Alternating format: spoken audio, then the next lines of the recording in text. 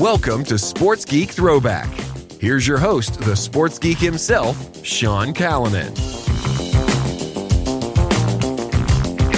G'day, I'm Sean Callanan from Sports Geek, and welcome to Sports Geek Throwback, where I pick out the best bits from the Sports Geek podcast archive. For this week's Sports Geek Throwback, I go back to episode 140 with Kevin Kinghorn, published back in March 2017. Kevin was working at the Vancouver Canucks at the time. He is now at the Portland Trailblazers as Executive Vice President and Chief Marketing Officer. It was great to catch up with Kevin recently when I was in Las Vegas. Remember, if you need help with digital, marketing or sponsorship, please get in touch. That's what we love to do, applying the digital to dollars process to help your team build revenue. You can contact me, Sean at sportsgeekhq.com. In this throwback episode, Kevin and I discuss how brand campaigns have changed and the role that digital plays in those campaigns.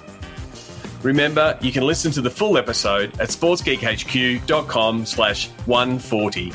Enjoy. Okay, so your role, you've got the content team that is keeping the fan engagement, ticking the fan engagement goals, making sure Canucks fans are getting the information they're not getting from traditional media, and sort of being that, you know, that traditional, hey, we're the media outlet for the Canucks, and your team is really focused on the business outcomes from digital, whether it be ticket sales and brand partnerships and partnerships with your sponsors. That's pretty much your wheelhouse now. It is a little bit bigger than that in the sense that I would say that any engagement with a fan through a digital channel, that is what we really focus on. Like, how are we building that relationship with the fan?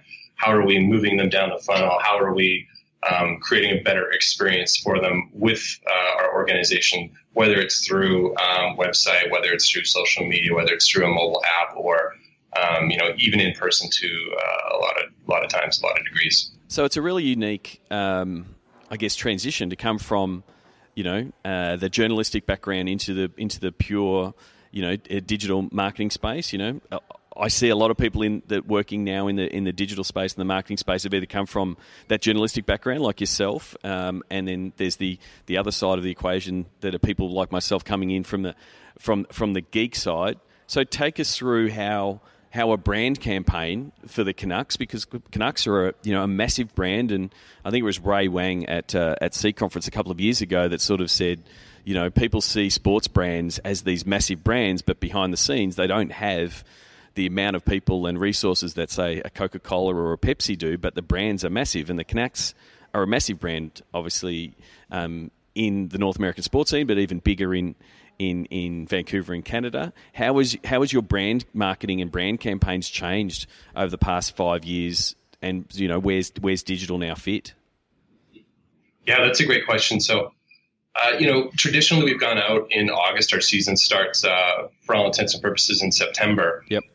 We've gone out in August with more of a traditional campaign where we're trying to hit people with outdoor TV or radio, and that's run a little bit in a vacuum in the sense that then we'd launch our sales campaign, and again we'd use some traditional channels. But just to give you an idea, I think 4 or 5 years ago we spent 5 figures on digital advertising, and now 90% of our budget is put against digital. And that's the thing. So that move is happening because you, as a big brand, you've still got to do the bus shelters and the billboards, because your fans want to know, hey, the Canucks are coming back. I'm ready for the fire up for the season. So there's a little bit of, you've got to tick that box.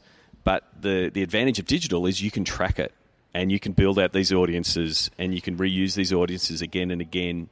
And so that's why the budgets are moving to digital. Is there any particular platforms that you're finding that you're leaning into, whether it be YouTube or Facebook or Google or Spotify? Are there any particular platforms that you're are the main ones from your point of view from that digital spend?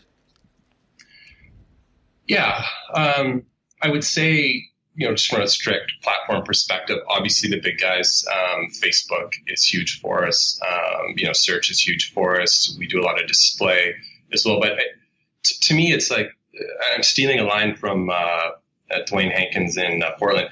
our brand campaign, all I care about is I just want the hairs on people's arms to stand up. I want them to get emotionally engaged. Yep. And then I want to take that engagement with our content, whether that's on YouTube or Facebook or on our website, and I want to build audiences from that. And what we've been able to do is build a custom audience, whether it's Facebook or YouTube, and then bring those fans along to a journey to the point where we're interested in engaging them in a ticket sale. And it's not just a quick, like, watch the video, I'm going to hit you with an ad. Yep. It's watch that video, I'm going to engage you with a little bit more content, a little bit deeper, and we're going to walk along until we get to the point where it's single game tickets on sale, or we're selling memberships, and we're trying to really cement that relationship with in-person experience. And it's worked extremely well.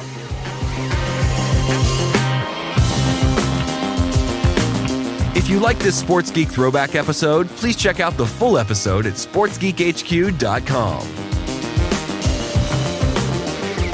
Please share Sports Geek with your sports business colleagues. We appreciate you sharing. We love working with podcast listeners. Please get in touch so we can help your team. Go to sportsgeekhq.com/phone call. All Sports Geek episodes are available at sportsgeekhq.com and all podcast platforms.